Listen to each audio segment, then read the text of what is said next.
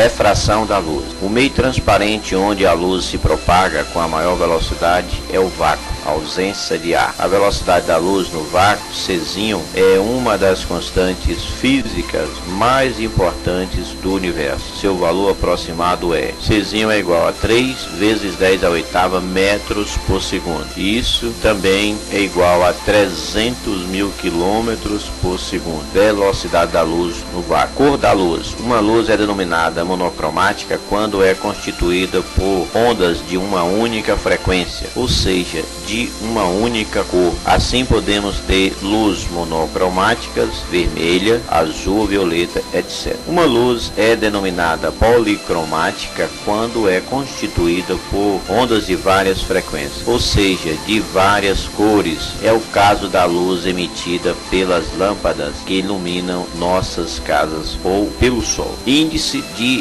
refração. O índice de refração significa mudança da velocidade ao passar do meio transparente para outro meio. Quando a luz se propaga no vácuo, a velocidade da propagação é exatamente a mesma, qualquer que seja a cor, isto é, qualquer que seja a sua frequência. Para calcular o índice de refração, calcula com a seguinte forma: N é igual a Czinho dividido por V, onde N significa o índice de refração, mudança de velocidade, Czinho velocidade da luz no vácuo, que é 300 mil quilômetros por segundo, e V a velocidade do meio material. Sabemos-se que N, o índice de refração, é adimensional, e isso significa que o N não tem grandeza. Se um meio tem maior índice de refração que o outro, dizemos que ele é mais refringente. Por exemplo, a água é mais refringente, desvia mais do que o ar. Lei da refração. Refração é o fenômeno óptico que consiste na mudança da velocidade da luz ao passar de um meio transparente para outro. Portanto, se considerarmos um meio transparente 1 e 2 separados pela superfície S, a esse conjunto dá-se o nome de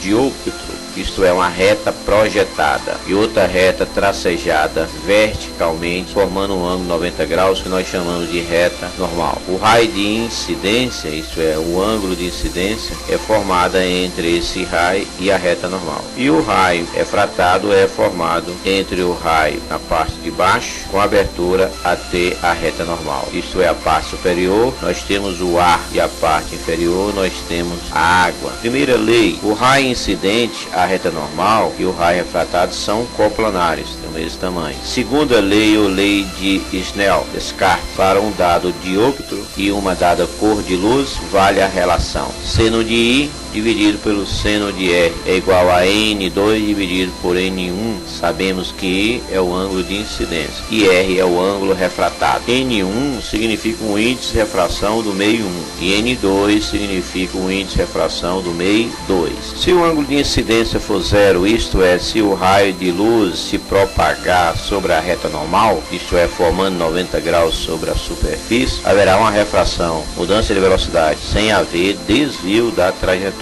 E isso implica dizer que I é igual a 0 graus e R é igual a 0 graus. Portanto, o ângulo de incidência é 0 graus e o ângulo refratado também é 0 graus. O fato de uma colher ou lápis parcialmente mergulhados em água parecerem quebrados, ou o truque da moeda com a xícara, são fenômenos implicados pela refração da luz. Portanto, se colocarmos uma colher dentro de um copo recipiente, a parte que está submersa fica mais para baixo e a parte que está fora da água fica para cima, dando demonstração que a colher está quebrada onde forma a circunferência da água. Prisma e dispersão da luz. A luz branca é policromática, isto é, ela é formada pela superposição de 7 cores principais. Quando a luz branca incide numa das faces de um prisma óptico, ocorre a dispersão da luz nas 7 cores. Portanto, se projetarmos luz branca em um prisma triangular, isto é, em uma face triangular, os raios projetados do outro lado são as seguintes cores: violeta, anil, azul, verde, amarelo, alaranjado, vermelho. A explicação para o fenômeno está no fato de que o índice de refração não depende apenas do meio transparente, mas também da radiação monocromática considerada. Outro exemplo interessante é a dispersão da luz branca que forma o arco-íris.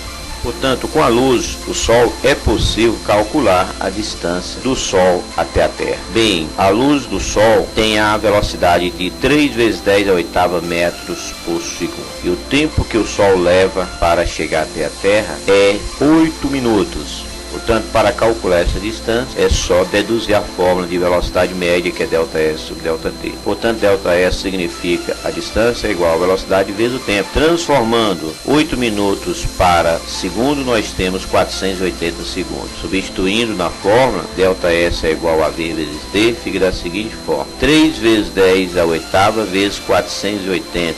A distância da Terra ao Sol é igual a 1,4 vezes 10 a 11. Portanto, se um raio de luz monocromático incide na superfície de separação entre o ar e o vidro, conforme indica, qual seria o índice de refração do vidro, sendo que o índice de refração do ar é igual a 1. Portanto, aplicando a fórmula seno de I dividido por seno de R é igual a N2 dividido por N1, sendo que esse ângulo de incidência forma 60 graus com a reta normal, que é uma reta projetada vertical perpendicular à superfície. Na parte de cima tem o ar e na parte de baixo temos o vidro.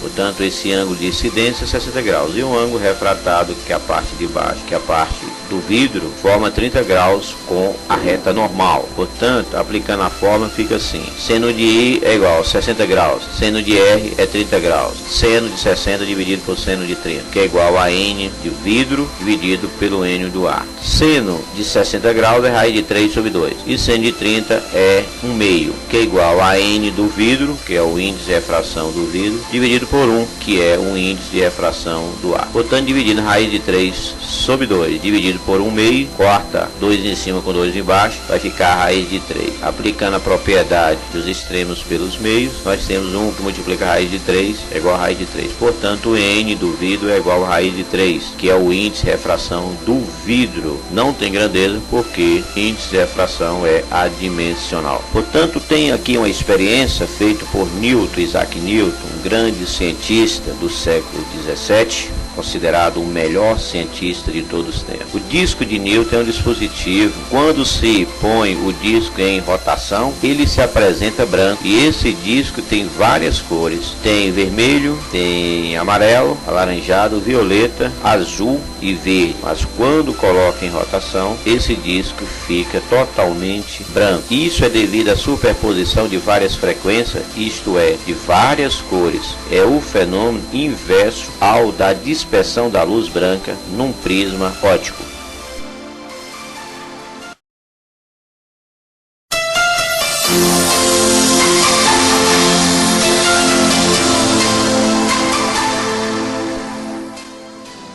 Lentes esféricas e aplicações. Definição e classificação. Lente esférica é todo meio transparente limitado por duas faces esféricas, ou por uma face esférica e outra plana. O nome das lentes está ligado à forma de suas faces e de seus bordos. Biconvexa é uma que tem uma parte para fora na esquerda e outra parte para fora na direita. Plano convexa é uma que tem uma parte para fora com curva e a outra que tem uma parte para dentro com reta. Côncavo convexa é uma que tem uma curvatura para fora e também uma curvatura para dentro. Bicôncavo são lentes que têm curvatura para dentro na esquerda e também curvatura para dentro na direita. Convexo côncavo é uma que tem curvatura para dentro na esquerda e uma curvatura para fora na direita. Comportamento óptico das lentes. Geralmente as lentes são feitas de vidro ou acrílico e estão imersas no ar. Ou seja, os índices de refração do material de que é feita a lente é maior que o índice de refração do meio onde ela está imersa. Nessas condições, as lentes de bordos finos são convergentes e as lentes de bordos grossos são divergentes. A lente convergente, os raios têm direção a um único ponto. As lentes divergentes, os raios tendem a afastar. Lentes esféricas delgadas Devemos ressaltar que nos limitaremos a estudar apenas as lentes esféricas delgadas, isto é, aquelas cuja espessura é desprezível em relação às demais dimensões da lente e são representadas como mostra alguns esquemas. Convergentes direcionados para um único ponto e divergentes são raios de afastamentos. Focos das lentes. Se um feixe de raio incidir paralelamente ao eixo óptico principal de uma lente, o encontro dos raios ou de seus prolongamentos, ao emergirem da lente, será chamado de foco imagem, o qual poderá ser real ou virtual. Lentes convergentes têm uma imagem real, o foco é real. Lentes divergentes, o foco é virtual, isto é, formado na parte de dentro, onde está sendo projetados os raios. A parte externa, sabemos que os raios são divergentes. Construção geométrica de imagens. Para se construir geometricamente as imagens, é conveniente usar 2 dos 4 raios notáveis. Para isso é preciso traçar uma reta horizontal, FO à esquerda e F1 à direita, distante do centro. E nesse centro traçar uma reta vertical. Todo raio que incide pelo centro óptico não sofre desvio. Todo raio que incide paralelo ao eixo principal emerge pelo foco imagem. Todo raio que incide pelo foco objeto emerge paralelo ao eixo principal. Para explicar por que é possível acender um fósforo usando a lente convergente é o seguinte: quando colocamos uma lupa, os raios têm direção convergente, isto é, para a cabeça do fósforo. Por que acende? Porque há concentração de energia no ponto correspondente ao foco da lente, isto é, na cabeça do fósforo. Correção dos defeitos de visão. As lentes são usadas frequentemente em todos os tipos de instrumentos ópticos: máquina fotográfica, projetor, lupa, microscópio, telescópio, etc. Além disso, muitas pessoas são obrigadas a usar óculos ou lentes de contato. Que tipos de lentes são usadas para a correção dos defeitos de visão? Na realidade, depende do defeito. O globo ocular é basicamente, do ponto de vista óptico, um sistema convergente. Um orifício de abertura variável, pupila, controla a intensidade de luz que penetra no olho. Fotossensível, retina, onde se formam as imagens. Uma espécie de lente biconvexa, cristalino, outros meios transparentes, córnea, humor aquoso e humor vítreo. Converge os raios de luz sobre uma membrana com células fotossensíveis. Retina, onde se formam as imagens. Nosso olho é formado na frente, cristalino, córnea, humor aquoso e íris. Na parte interna, retina, ponto cego, humor vítreo. Isso aí é a estrutura do globo ocular. Uma pessoa que tem miopia possui um globo ocular muito longe, e por mais que o cristalino se estreite, os raios de luz que vêm de objetos distantes não convergem exatamente sobre a retina, formando a imagem antes da mesma. No entanto, é possível ver bem os objetos próximos. A miopia é corrigida usando-se lentes divergentes. Repetindo, a miopia é corrigida com lentes divergentes. São raios que tendem a afastar um do outro. A hipermetropia é corrigida com lentes divergentes. Sabemos que a miopia tem dificuldade para enxergar longe. Hipermetropia tem dificuldade para enxergar perto. Outro defeito comum é o astigmatismo, causado geralmente pela curvatura imperfeita da córnea. Devido à falta de simetria, os raios de luz que penetram no olho podem ser refratados em maior grau num plano horizontal que num plano vertical. Por exemplo, produzindo uma distorção na imagem. Por outro lado, quanto a pessoa envelhece, o cristalino perde boa parte de sua flexibilidade. e os músculos ciliares têm cada vez mais dificuldade para mudar sua forma, afetando principalmente a visão de perto, é a presbiopia. Outro defeito relacionado com a idade é a catarata causada pela opacidade progressiva do cristalino, que causa um embaçamento da visão. Já a miopia e hipermetropia podem aparecer em qualquer idade e são causados principalmente pela incapacidade da córnea e do cristalino de focalizarem as imagens exatamente sobre a retina. Complemento: na retina existem células fotossensíveis que permitem uma visão perfeita em preto e branco devido ao bastonete, ou em cores devido aos cones. Entretanto, algumas pessoas confundem as cores ou mesmo não percebem nenhuma cor devido a uma insuficiência no número de cones, daltonismo. Pessoas que têm dificuldade nas cores, nós dizemos que tem daltonismo. São pessoas daltônicas.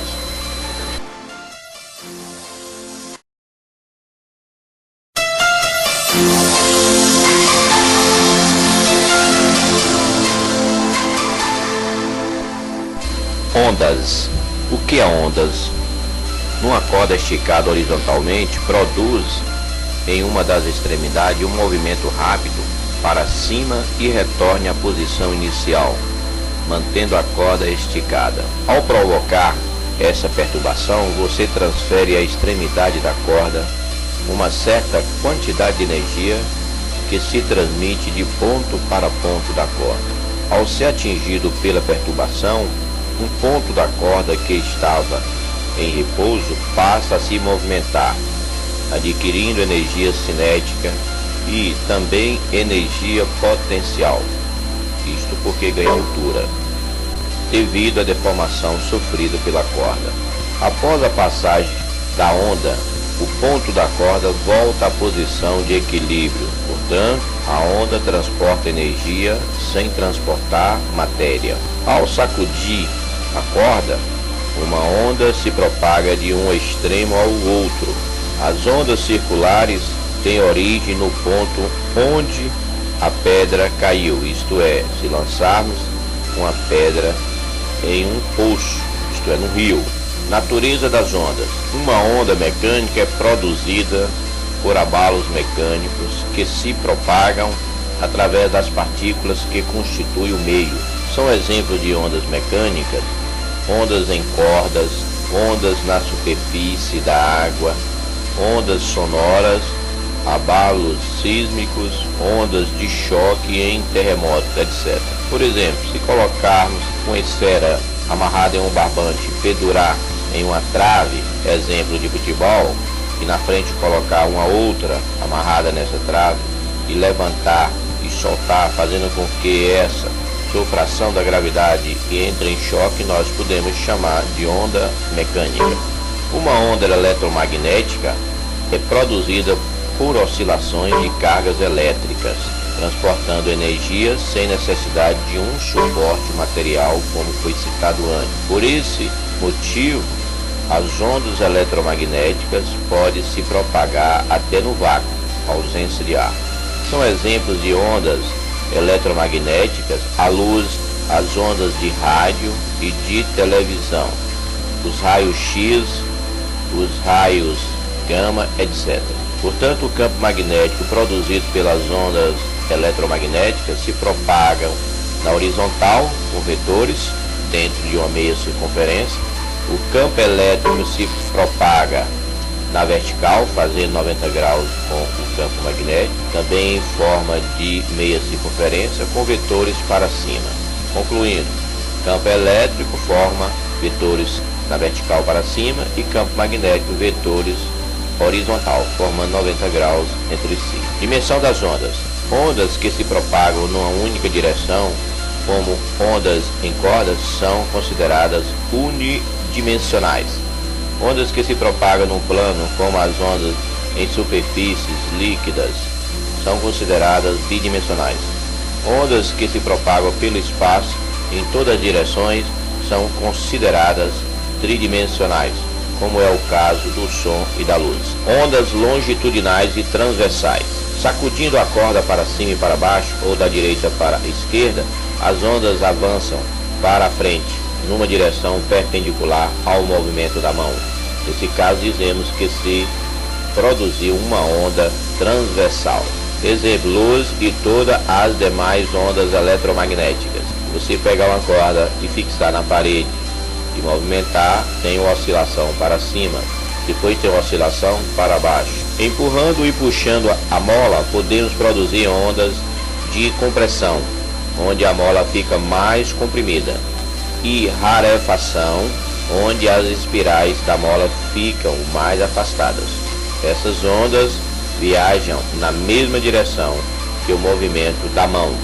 Então, apertando a mola é uma onda de compressão, puxando a mola é uma onda de rarefação. Ondas periódicas. Se perturbações sucessivas forem repetidas em intervalo de tempo iguais, estabelecemos uma onda periódica. Um caso importante ocorre quando a fonte de ondas, ou seja, a responsável pela produção das perturbações, é um oscilador harmônico simples, que faz com que todos os pontos atingidos pela onda vibrem em movimento harmônico simples, MHS, isto é, um movimento retilíneo de vai e vem. Movimento HS é o vetor na vertical, relacionado com a amplitude. Mantendo-se continuamente o movimento harmônico simples na extremidade da corda esticada, produz-se uma sequência de ondas periódicas, trem de ondas, que se propaga ao longo da corda com velocidade constante V. Enquanto isso, cada ponto da corda oscila com uma amplitude A entre o ponto de equilíbrio e o ponto máximo, crista da onda, e diminui vale da onda. Dizemos que a amplitude total é o ponto da crista ao ponto do vale, isso é o ponto mais alto ao ponto mais baixo. Nessas condições define-se comprimento de onda, lambda, o y de cabeça para baixo, como distância entre duas cristas ou dois vales consecutivos. A distância entre uma crista e um vale consecutivo é igual ao meio comprimento de onda, lambda dividido por 2. Sabemos que o comprimento de onda é de um ponto da crista a outro ponto da crista de outra onda. E lambda sobre 2 significa o ponto da crista, isto é o ponto máximo, ao ponto do vale, que é o ponto mínimo. Numa onda periódica, o intervalo de tempo decorrido numa oscilação completa é denominado período, o T maiúsculo da onda, sendo medido em segundos. O número de oscilações por unidade de tempo, que corresponde ao inverso do período, é denominado frequência, F minúsculo, da onda, sendo medida em Hertz, que corresponde ao inverso do segundo. Frequência é 1 sobre T maiúsculo, onde T maiúsculo é frequência. E período é 1 sobre F, onde F é frequência. A velocidade de propagação V de uma onda periódica considerada constante pode ser calculada pela expressão conhecida do movimento uniforme. V é igual a ΔS sobre ΔT, onde ΔS é lambda e ΔT é o período. Portanto, a velocidade é igual a lambda dividido por T, onde T é o período, ou velocidade é igual a lambda vezes a frequência. Todas as ondas eletromagnéticas, independentemente da frequência, propagam-se no vácuo com a mesma velocidade. Czinho é igual a 3 vezes 10 a oitava metro por segundo, que é a velocidade da luz. Nos meios materiais, a velocidade de propagação Vzinho de uma onda eletromagnética é menor que a de propagação no vácuo, e seu valor, como vimos no estudo da ótica, é dado por Vzinho é igual a C sobre N, onde C é a velocidade da luz, que é 3 vezes 10 a oitava metro por segundo, e N é o índice de refração absoluto, cujo valor depende, além do próprio meio material considerado, da frequência da onda eletromagnética. As ondas mecânicas não se propagam no vácuo, A velocidade de propagação de uma onda mecânica depende de suas próprias características e das do meio material. Por exemplo, uma onda na superfície de um líquido possui velocidade de propagação que depende de sua frequência e da profundidade do líquido. As ondas sonoras possuem, em geral, maior velocidade nos sólidos que nos líquidos, e nos líquidos maior que nos gases. Exemplo, uma onda tem frequência de 5 Hz e propaga-se com velocidade de 100 metros por segundo. Qual é o seu comprimento de onda? Está pedindo o valor de lambda. Então, frequência 5 Hz, velocidade 100 metros por segundo. Velocidade é igual a lambda vezes a frequência. Substituindo os valores aí, tem 100 é igual a lambda vezes 5. Lambda 20 metros. Uma onda tem frequência de 10 Hz de comprimento de onda de 4 centímetros. Qual o seu período e sua velocidade? Dados: frequência é 10 Hz, lambda é 4 centímetros, significa o comprimento de onda. Portanto, o período é igual a 1 sobre F, vai ser 1 dividido por 10, que é 0,1 segundo. A velocidade é igual a lambda vezes frequência. Lambda é 4 e frequência é 10. Multiplicando 4 vezes 10 vai dar 40 centímetros por segundo. Portanto, determinar a amplitude de uma onda, sabendo-se que do ponto da crista ao teu ponto do vale 2 centímetros. A amplitude vai ser 2 dividido por 2, que é igual a 1 centímetro. O Azinho. O comprimento da onda, sabendo-se que a distância do ponto da crista ao ponto do vale, isso é o ponto mais alto da crista ao ponto mais baixo do vale 40 centímetros. Portanto, para calcular o comprimento da onda fica o seguinte: lambda dividido por 2 é igual a 40. Portanto, lambda é igual a 80 centímetros. Para calcular a frequência e o período, frequência é tirado pela fórmula V é igual a lambda vezes frequência. Se a velocidade é 160 centímetros por segundo, 160 centímetros por segundo é igual a 80, que é o valor de lambda, vezes a frequência. Portanto, a frequência é 2 Hz. Achar o período. O período é 1 sobre frequência, que vai ser 1 sobre 2, que a frequência é 2. Período é 1 sobre frequência, que é igual a 1 dividido por 2, onde 2 foi a frequência encontrada. Portanto, o período é 0,5 segundos. Fenômenos ondulatórios. Os principais fenômenos ondulatórios são reflexão, refração, difração, interferência, polarização. Reflexão consiste na onda incidir numa superfície e retornar ao meio por onde se propagava inicialmente. Neste caso, a onda refletida mantém todas as características da onda incidente, apenas invertendo a forma de vibrar quando encontra uma região mais rígida. O raio incide com o ângulo I com a reta normal e volta com o ângulo R com a reta normal. A reta normal é uma reta projetada perpendicularmente entre esses dois ângulos, perpendicular entre o plano horizontal. Refração consiste na onda mudar de velocidade e de comprimento de onda ao passar de um meio de propagação para outro. Importa destacar que a frequência e o período mantêm-se invariáveis. Para o som, o ângulo de incidência é formado com a reta normal, que é projetada na vertical da superfície. Acima tem o ar, abaixo nós temos a água. O ângulo refratado é na parte de baixo. Ele tende a abrir em direção à reta horizontal. Já no caso da luz, o ângulo incidente também forma um ângulo com a reta normal, que é perpendicular à superfície, isso é, acima o ar e abaixo a água. A luz refratada tende a fechar o ângulo em relação à reta normal. Difração consiste na onda contornar obstáculos com dimensões comparáveis com o comprimento de onda da onda. Por exemplo, nós temos uma onda incidindo em um obstáculo, a onda vai contornar, e a parte do outro lado nós chamamos de onda difratada. Portanto, a onda está passando pela parte de cima. Portanto, se houver onda incidente e haver alguma abertura, também vai passar. E do outro lado não ter onda também difratada. Só que essas ondas têm uma projeção se afastando do outro. Interferência consiste na superposição de duas ondas de mesma frequência que se encontram. Por exemplo, uma onda do lado esquerdo está indo em direção a outra onda do lado direito, e essa onda do lado direito está indo em direção à onda do lado esquerdo. Isso é, tem a mesma direção em sentido contrário. Portanto, o valor A1 é a onda do lado esquerdo, o valor A2 é a onda do lado direito. Isso significa antes da superposição.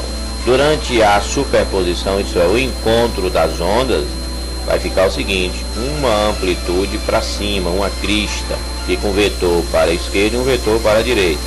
Essa altura nós calculamos da seguinte forma: Azinho é igual a 1 mais A2, onde Azinho significa a amplitude. Após a superposição, após o encontro, A2 passa a ficar do lado esquerdo com amplitude, formando uma crista com vetor para a esquerda, e do lado direito, que é a amplitude com vetor para a direita. Isso é, inverte as ondas. A onda do lado esquerdo passa a ser direita, a da direita passa a ser esquerda. Polarização consiste em uma onda transversal que vibra em todas as direções do espaço, tal como a luz passa a vibrar apenas em uma determinada direção. Temos aqui luz natural, projeção de vetores na vertical, para cima e para baixo, um vetor inclinado para a esquerda, um vetor inclinado para a direita. A luz polarizada, nós temos uma área e um vetor central vertical, para cima e para baixo, como se fosse um campo magnético. A luz polarizada tem um vetor para cima na vertical e para baixo. O polaroide transforma a luz natural em luz polarizada. Uma onda propaga assim em uma corda A com velocidade de 6 metros por segundo e comprimento de onda 2 metros. Ao passar para outra corda B, sua velocidade é de 4 metros por segundo. Determine o comprimento de onda na corda B. Então, frequência de A é igual a frequência de B. Frequência de A é velocidade de A dividido por lambda de A, que é igual a velocidade de B dividido por lambda de B. Implica que a resolução fica assim: 6 dividido por 2 é igual a 4 dividido por lambda B. Tirando aí, vai achar o valor de lambda.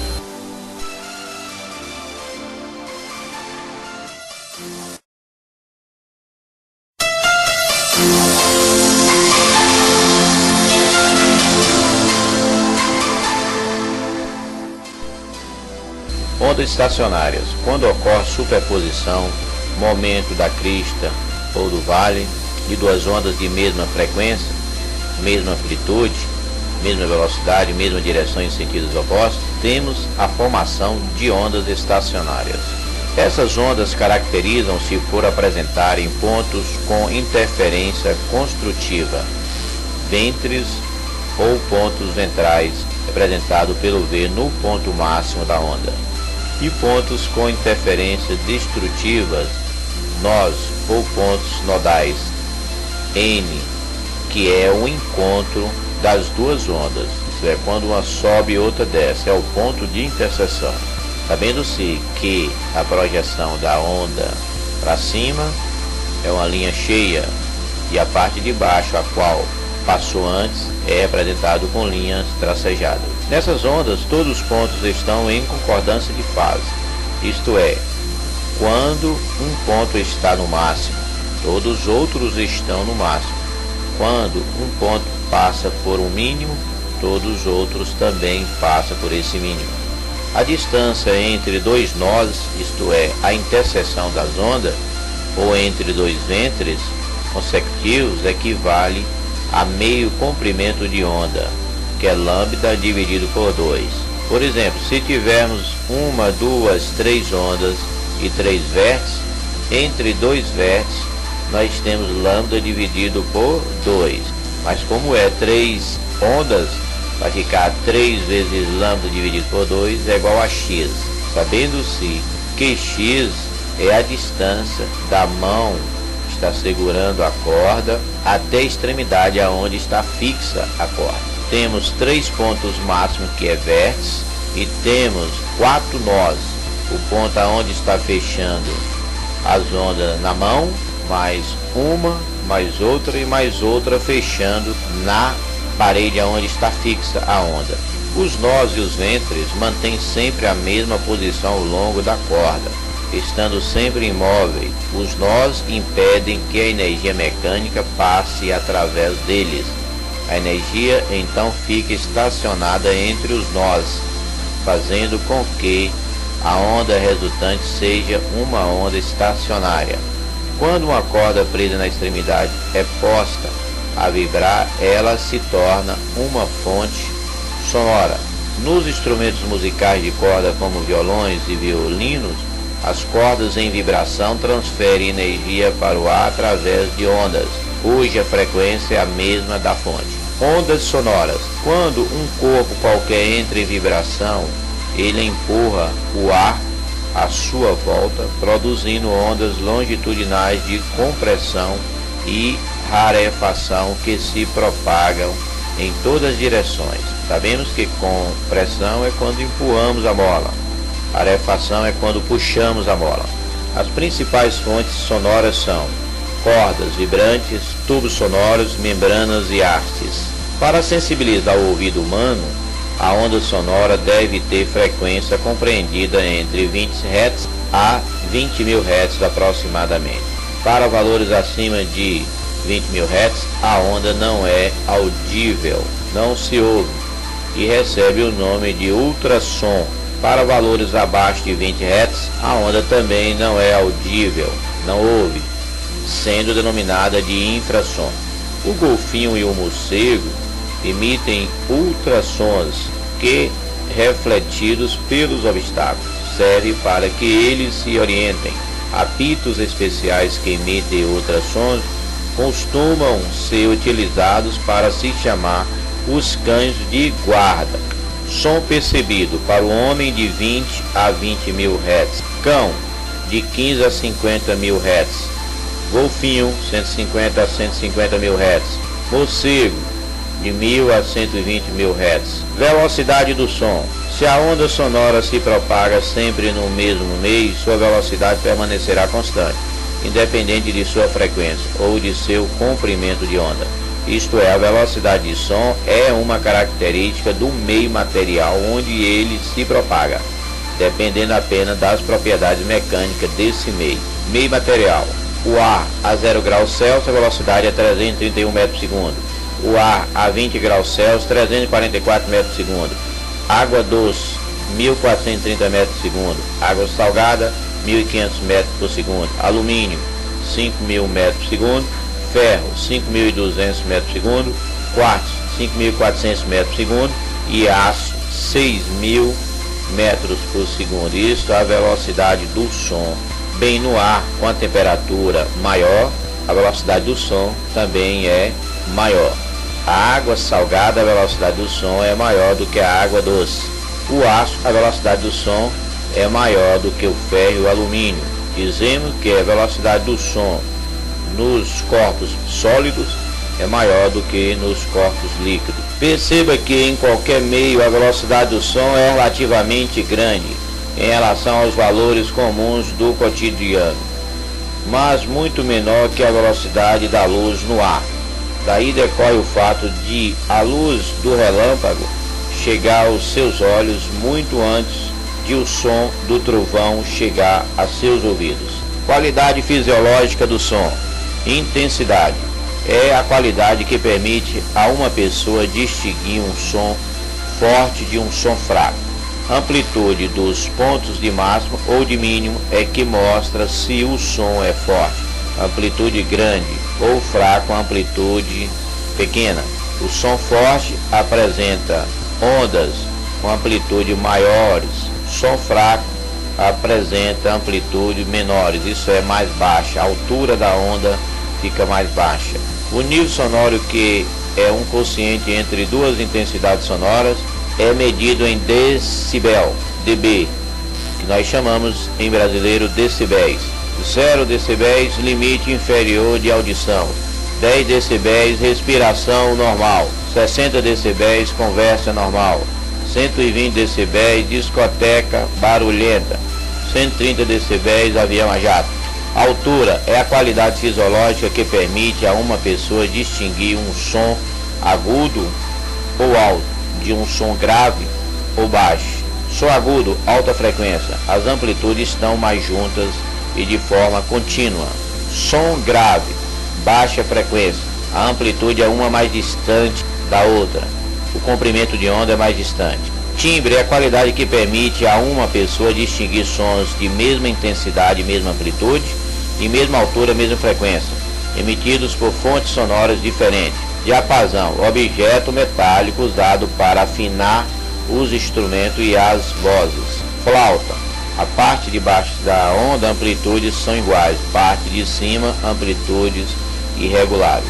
Cada nota musical tem sua frequência característica. O dó central do piano, por exemplo, tem uma frequência de 256 Hz. A nota Mi, duas teclas depois, tem frequência de 320 Hz. Mais duas teclas adiante está o Sol, com uma frequência de 384 Hz. Tocando as três notas ao mesmo tempo, você executa um acorde.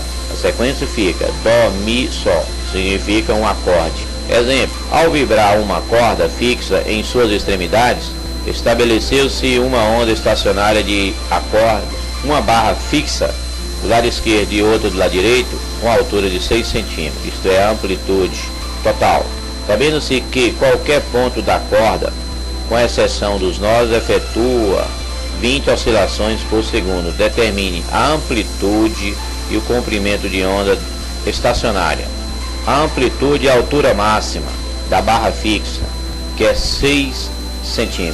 Tanto A é igual a 6 dividido por 2, que vai dar 3 cm. Comprimento da onda. Como forma 3 ondas, uma para cima, outra para baixo e outra para cima, 3 vezes lambda dividido por 2 é igual a 1,2. Esse 1,2 é a distância de uma extremidade à outra. Tirando o valor de lambda, vai ficar 0,8 metros, que é igual a 80 centímetros. Também calcular a velocidade das ondas que deram origem à onda estacionária. Velocidade é lambda vezes frequência. Velocidade é igual a 80 o valor de lambda, que é o comprimento da onda, vezes a frequência, que é 20 oscilações por segundo. Então vai ficar 80 vezes 20, vai dar 160 centímetros por segundo, que é a velocidade da onda. Ondas luminosas. Isaac Newton, cientista do século XVII, considerava a luz constituída por partículas materiais em movimento, com trajetórias retilíneas. À mesma época, outro físico famoso, de nome Louis Gens, considerava que a luz era uma onda. Onda ou partícula. Ainda hoje os físicos não conseguiram uma teoria unificada para a natureza da luz. Em certos fenômenos, a luz se comporta como onda e em outros como partículas, os chamados fótons, caracterizando a natureza dual, onda-partícula, da luz, que foi inicialmente sugerida pelo físico Louis de Broglie. Nos fenômenos em que a luz se mostra como onda, ela transporta energia chamada energia radiante. Esta energia se propaga inclusive no vácuo, através de ondas eletromagnéticas, com velocidades constantes, aproximadamente igual a 300 mil km por segundo, como já foi visto anteriormente, que é a velocidade da luz. Luz visível. Entre as diversas ondas eletromagnéticas, apenas uma pequena parcela, entre as frequências de 4 vezes 10 a 14 Hz e 8 vezes 10 a 14 Hz, pode sensibilizar o olho humano, dando a sensação de luz e cor. Se a frequência da radiação estiver abaixo desse intervalo, a radiação será infravermelha, se acima, ultravioleta. Portanto, abaixo de 4 vezes 10 a 14 Hz é infravermelha. Acima de 8 vezes 10 a 14 Hz, ela é ultravioleta. Podemos atribuir denominações diferentes às ondas eletromagnéticas de acordo com a faixa de frequência na qual ela se enquadra. Assim, as ondas de raio-x, infravermelho, luz, são exemplos de ondas eletromagnéticas e que se diferenciam apenas pela frequência. O conjunto das ondas eletromagnéticas de todas as frequências é chamado de espectro eletromagnético. Portanto, o espectro eletromagnético é o conjunto de ondas de rádio, micro-ondas, infravermelho, luz ultravioleta, raio-x e raio gama, que é o Y de cabeça para baixo. Difração da luz. Já foi visto que difração é o fenômeno que permite a uma onda contornar obstáculo com dimensões próximas ou menores às de seu comprimento de onda. Assim, uma pessoa junto a um muro de alvenaria opaco ao som e à luz, isso é, não deixa passar, não consegue se comunicar com alguém do outro lado se quiser usar apenas sinais de luz, porém pode facilmente conversar com o outro. O som pode contornar o muro com grande facilidade, enquanto a luz não. Por que essa grande diferença de comportamento? Será porque a luz é onda eletromagnética e o som é onda mecânica? Ou porque a luz é onda transversal e o som é longitudinal? Na verdade, nada disso justificaria tamanha diferença na difração da luz e do som, pois o que importa nesse caso é o tamanho do obstáculo em comparação com o comprimento de onda. A luz apresenta comprimento de onda da ordem de angstroms, que significa 10 elevado a menos 10 metros, enquanto o comprimento de onda do som audível varia de alguns centímetros a muitos metros, ou seja, a altura de um muro é comparável apenas ao comprimento de onda do som. Mas em muitos casos, o comprimento da onda do som é maior que a altura de muitos muros. Portanto, a difração ocorre mais acentuadamente com o som grave ou agudo, quanto às ondas luminosas com luz vermelha ou violeta. Para um dado obstáculo, quanto maior o comprimento de onda, isto é, mais distante do obstáculo, mais acentuada será a difração, ela contorna com mais facilidade. O som grave possui maior comprimento de onda que o agudo. A luz vermelha possui maior comprimento de onda que a violeta.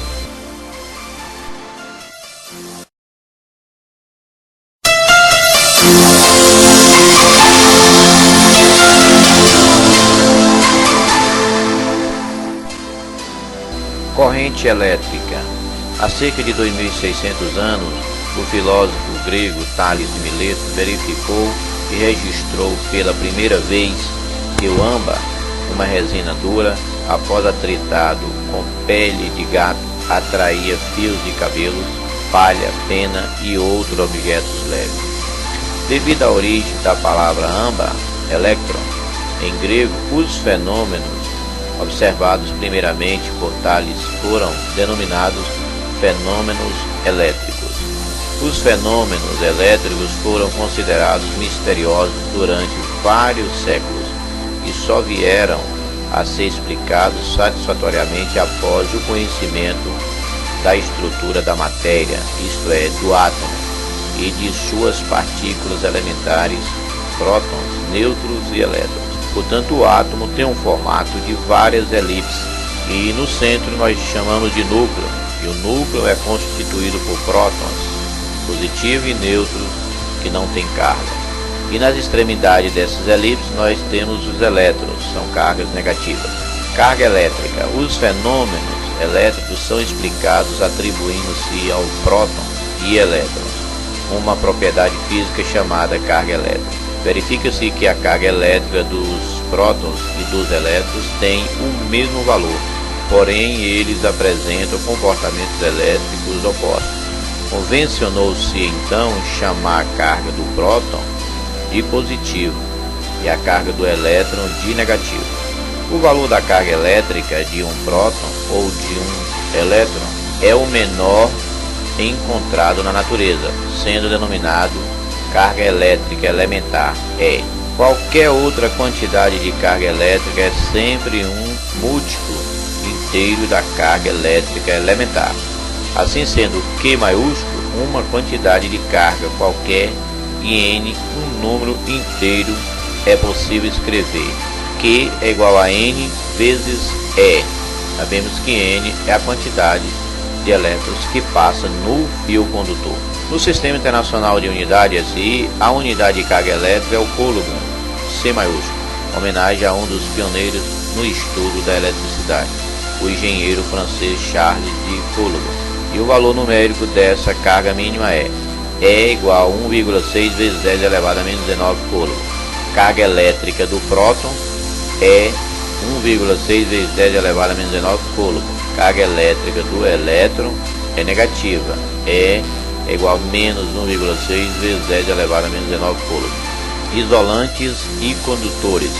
Um dos princípios fundamentais da eletricidade é o da repulsão e atração entre cargas elétricas, conforme elas sejam do mesmo tipo, do mesmo sinal, ou de tipos diferentes, de sinais opostos. Se colocarmos duas cargas positivas, uma tem um sentido para a esquerda e outro sentido para a direita, repulsão elétrica. Se colocarmos duas cargas negativas, também tem um sentido para a esquerda e um sentido para a direita, repulsão elétrica. Se colocarmos duas cargas, uma positiva na esquerda e uma negativa na direita, atração elétrica, uma vai atrair a outra. Os prótons do núcleo repelem-se mutuamente do ponto de vista elétrico, porém conseguem ficar unidos graças à existência de um outro tipo de força, muito mais intensa, a força nuclear. Nos fenômenos elétricos, assim como nos fenômenos químicos, apenas os elétrons são envolvidos. Quando um átomo deixa de ser neutro, tornando-se um íon positivo ou negativo, há mudança apenas no número de elétrons do átomo. Se um átomo perde um ou mais elétrons, ele se torna um íon positivo, cátion, porque assim o número de prótons passa a ser maior que o número de elétrons. Se um átomo ganha um ou mais elétrons, ele se torna um íon negativo. Isto é, cargas positivas perde, carga negativa ganha elétrons. Nos metais, os elétrons da camada mais externa são fracamente ligados ao núcleo e pode se mover com grande facilidade de um átomo para o outro, formando uma verdadeira nuvem de elétrons livres, e é a chamada nuvem eletrônica. A nuvem eletrônica é que permite aos metais serem excelentes condutores de eletricidade, condutores eletrônicos. A borracha, o plástico, a porcelana, o ar seco, o vidro e outros materiais são considerados isolantes de eletricidade, pelo fato de praticamente não apresentarem elétrons livres, estão agarrados um no outro. Na prática não existe condutores ou isolantes elétricos perfeitos. São considerados bons condutores elétricos os corpos que permitem a movimentação de cargas elétricas através deles, tais como os metais, os grafites e as soluções eletrolíticas. São considerados bons isolantes elétricos os corpos que não permitem a movimentação de cargas. A água pura, destilada, é um bom isolante, porém a água comum, potável, que contém sais minerais dissolvidos, é condutora de eletricidade. A diferença é que, neste caso, que se movimenta são íons e não elétrons livres. Corrente elétrica. Como já foi visto anteriormente, nos condutores elétricos existe cargas elétricas com liberdade de movimento, constituindo os íons livres dos condutores iônicos e os elétrons livres dos condutores eletrônicos metálicos. O movimento desordenado das cargas elétricas pode, em determinadas condições, tornar-se razoavelmente ordenado. Quando se consegue um movimento de elétrons livre, mais ou menos organizado, obtém-se aquilo que chamamos de corrente elétrica. Corrente elétrica é o movimento razoavelmente ordenado de cargas elétricas, íons ou elétrons livres. A corrente elétrica é estabelecida sempre que entre dois pontos de um material condutor existe uma diferença de potencial ou tensão elétrica, popularmente conhecida como voltagem, criado por um gerador elétrico como a bateria ou a pilha elétrica. Se tivermos uma pilha elétrica, os elétrons vão sair do polo negativo, isto é, da parte funda da pilha, em direção a uma lâmpada, e a corrente vai sair do lado positivo, do ponto mais alto, em direção à lâmpada. Podemos então dizer que a corrente elétrica nasce de uma diferença de potencial. Assim como a diferença de nível entre duas massas de líquido é capaz de criar uma corrente líquida. A presença de um desnível elétrico é a causa que põe em movimento as partículas eletricamente carregadas. O polo positivo corresponde ao maior nível ou maior potencial elétrico, e o polo negativo corresponde ao menor nível ou menor potencial elétrico. Se pegarmos um recipiente e colocarmos um cilindro dentro dessa solução e aproximando mais da esquerda, vai ocorrer um desnível da solução do lado esquerdo para o lado direito. A corrente vai fluir da parte mais alta para a mais baixa, isto é, da parte que tem uma extremidade menor para a extremidade maior. Sentido da corrente elétrica. Nos condutores eletrolíticos tem-se íons positivos movimentando-se num sentido e íons negativos no sentido oposto. Nos condutores metálicos tem-se apenas elétrons livres movimentando-se no mesmo sentido, tanto num caso como no outro. Convenciona-se que o sentido da corrente elétrica é aquele em que se movimenta as cargas positivas, ou seja, é oposto ao do movimento das cargas negativas. O sentido convencional da corrente elétrica é oposto do movimento das cargas negativas, o movimento dos elétrons. O fato de os elétrons livres moverem-se no sentido contrário ao da corrente elétrica não altera em nada o estudo da eletricidade, pois do ponto de vista macroscópico não há qualquer diferença entre o movimento de cargas positivas no sentido convencional e o de negativo no sentido real. Circuito elétrico. Para haver corrente elétrica é necessária um caminho por onde os elétrons livres possam se mover ordenadamente, quando submetidos a uma diferença de potencial. Tal caminho constitui o circuito elétrico, no qual é indispensável um gerador elétrico, tipo pilha ou bateria, fios condutores, quase sempre feitos de cobre, interruptores e consumidores como lâmpada de filamento, motores elétricos, aparelhos eletrônicos. Não havendo ponto de interrupção, o circuito é considerado fechado e estará circulando corrente.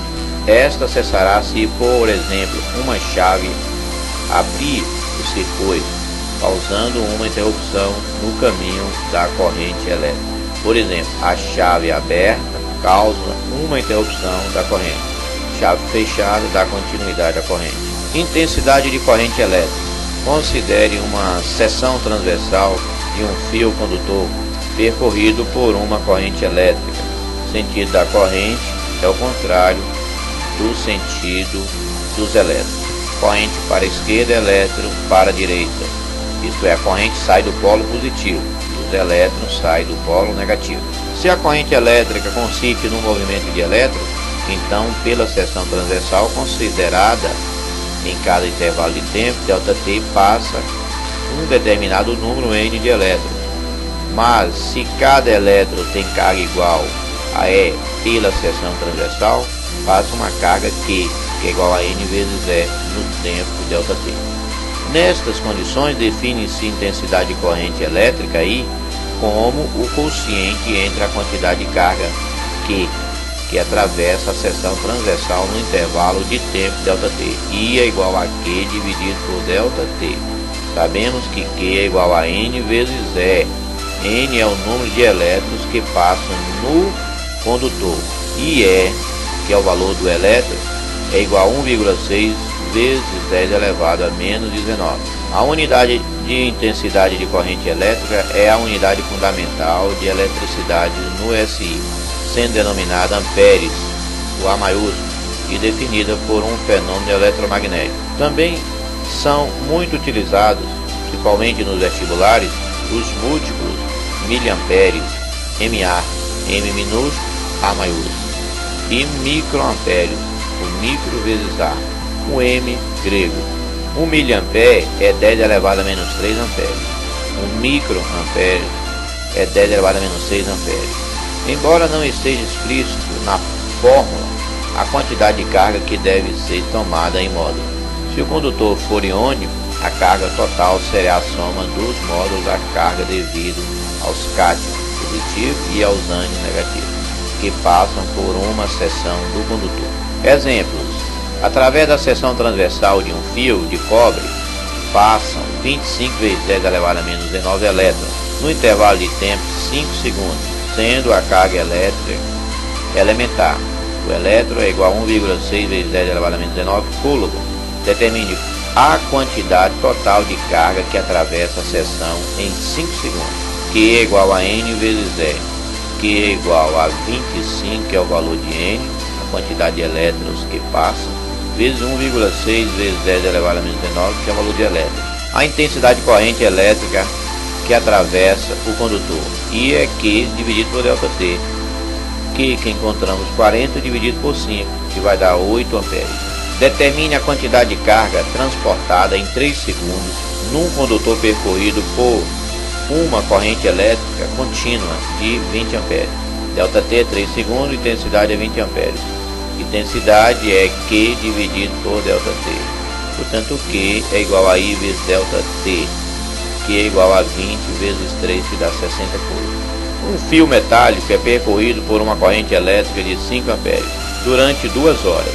Qual é a quantidade de carga que passou pela seção transversal do condutor nesse intervalo de tempo?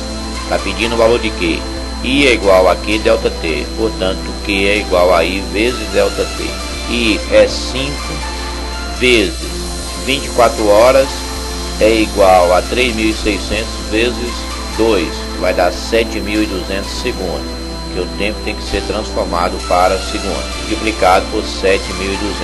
Então Q é igual a I vezes ΔT, que é igual a 5 vezes 7.200. Portanto, o resultado é igual a 5 vezes 7.200, que é igual a 3,6 vezes 10 elevado à quarta coulomb, transformando isso para notação científica.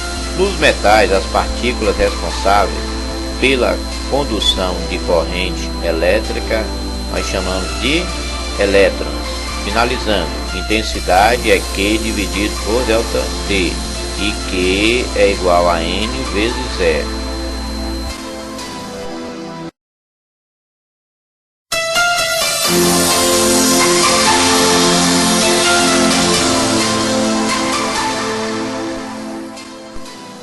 Resistores. Sabemos que resistores é todo condutor que apresenta resistência elétrica. Efeito Joule. Quando um fio condutor metálico é submetido a uma diferença de potencial DDP ou tensão elétrica, ele é percorrido por uma corrente elétrica. Podemos afirmar que a causa da corrente elétrica é a DDP aplicada aos terminais do condutor.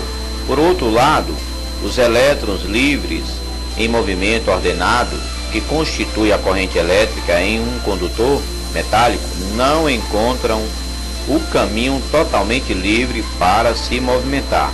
Ao contrário, ocorrem choques desses elétrons com os átomos que constituem o material condutor, resultando num aquecimento do mesmo.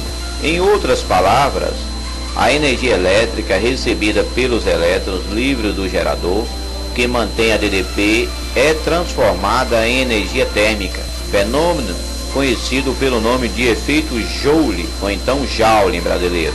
Este efeito é usado principalmente nos aquecedores elétricos, nos chuveiros, torneiras elétricas, lâmpadas incandescentes, etc. Resistência elétrica. A propriedade do condutor que mede a oposição à passagem da corrente elétrica é chamada de resistência elétrica. A resistência elétrica do condutor depende de sua natureza, de suas dimensões e de sua temperatura. Para um mesmo material, quanto mais fino e mais comprido, maior será a resistência elétrica apresentada, na mesma temperatura. Chama-se resistor todo condutor que apresenta apenas resistência elétrica, transformando toda energia elétrica exclusivamente em energia térmica. São exemplos típicos de resistor o filamento da lâmpada incandescente, os fusíveis, que têm resistência, dos chuveiros, dos ferros e das torneiras elétricas. Lâmpada de incandescência, a lâmpada de casa, contém um fio de tungstênio, que o símbolo químico é o W, em forma de espiral chamado filamento, colocado dentro de um bulbo de vidro para evitar oxidação. Lei de Ohm. O físico alemão Georg Simon Ohm realizou uma série de experiências e as verificou que a resistência de um condutor depende da temperatura desse condutor, do material que ele é constituído e de suas dimensões. Além disso, Ohm demonstrou também através de uma série de experiências que para um dado condutor mantido a uma certa temperatura, a resistência elétrica não depende da corrente que circula por ele ou da tensão a que é submetido. Primeira lei de Ohm. Suponha que um fio metálico com um certo comprimento L e com uma seção transversal de área A tenha suas extremidades ligadas a um gerador elétrico, uma pilha ou uma bateria. Sabemos que a corrente sai do polo positivo e os elétrons do polo negativo. Verifica-se experimentalmente que numa dada temperatura a intensidade de corrente I que circula pelo fio é diretamente proporcional à diferença de potencial ou a tensão elétrica mantida pelo gerador elétrico, representando a tensão elétrica pela letra U. Podemos dizer que se U duplicar, I duplicará. Se U triplicar, I triplicará. E assim por diante. U sobre I é igual a constante. A constante de proporcionalidade representa a resistência elétrica, R, do fio metálico, cujo valor não depende da tensão ou da intensidade de corrente. Portanto, a fórmula fica assim: U sobre I é igual a R. U é igual a R vezes I. U é igual a I.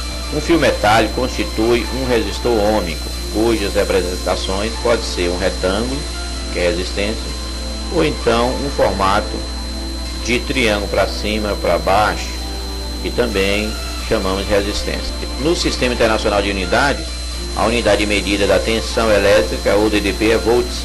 A unidade de intensidade de corrente elétrica é o amperes, símbolo A. Se fizermos o gráfico da DDP U em função da intensidade de corrente I, isto é, na vertical, a voltagem U, e na horizontal I, resulta uma reta que passa pela origem, quando o resistor é ôhmico, isto é, tem resistência constante. Se o gráfico U versus I para um resistor não tiver o aspecto anterior, a resistência não é constante, e o resistor é dito não ôhmico, isto é, está saindo da origem e formando a metade de uma parábola com concavidade para cima. Exemplo: um resistor tem resistência R 5 ohms e é percorrido por uma corrente elétrica de intensidade I 4 amperes. Qual é a tensão em seus terminais? U é igual a R vezes I, está pedindo o valor de U, que significa tensão voltagem. Portanto, U é igual a R vezes I, fica 5 vezes 4, que é igual a 20 volts. Qual a intensidade de corrente que percorre um resistor de resistência R 5 ohms ligado a uma tensão elétrica de 4 volts? U é igual a R vezes I. É só pegar, colocar o valor da voltagem, 40 é igual a 5 vezes I. Achando o valor de I, fica 8 amperes. Segunda lei de Ohms. Como já foi dito antes, Ohms verificou que a resistência de um fio condutor é diretamente proporcional ao seu comprimento L, inversamente proporcional à área de sua seção transversal. A fórmula fica o seguinte: R é igual a ρ vezes L dividido pela área, onde ρ é uma constante chamada resistividade do material. Portanto, L é o comprimento do condutor, A é a área da seção transversal. Exemplo: um fio de níquel, cromo, liga metálica muito usada na construção de resistência elétrica, tem 10 metros de comprimento e seção transversal de área 1 milímetro quadrado. Calcule a resistência dessa liga metálica, sabendo-se que, ao se aplicar uma DDP 220 volts entre seus extremos, a intensidade de corrente que circula através do mesmo vale 20 amperes. U é 220, I é 20 amperes e L é 10 metros. A área é 1 milímetro quadrado. Para transformar em metros quadrados, é só pegar 1 vezes 10 elevado a menos 3 ao quadrado. Por que 10 elevado a menos 3? Que é dividido por 1000. Passando para cima, fica 10 elevado a menos 3.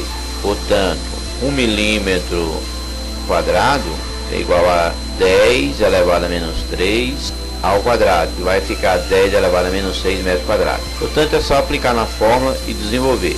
Portanto, para tirar o valor de ρ é só deduzir a fórmula. ρ é igual a R vezes A dividido por L. Associação de resistores. Associações mais comuns entre os resistores são as associações em série, em paralela e mista. Um resistor que, submetido à tensão da associação, for percorrido pela corrente total da mesma é chamado resistor equivalente. Uma associação é dita em série quando os resistores são dispostos de tal maneira que a intensidade de corrente que percorre todos os elementos da série é a mesma. A voltagem tem que ser calculada. U é igual a U1 mais U2 mais U3. A resistência equivalente é a somatória. RQ é igual a R1 mais R2 mais R3.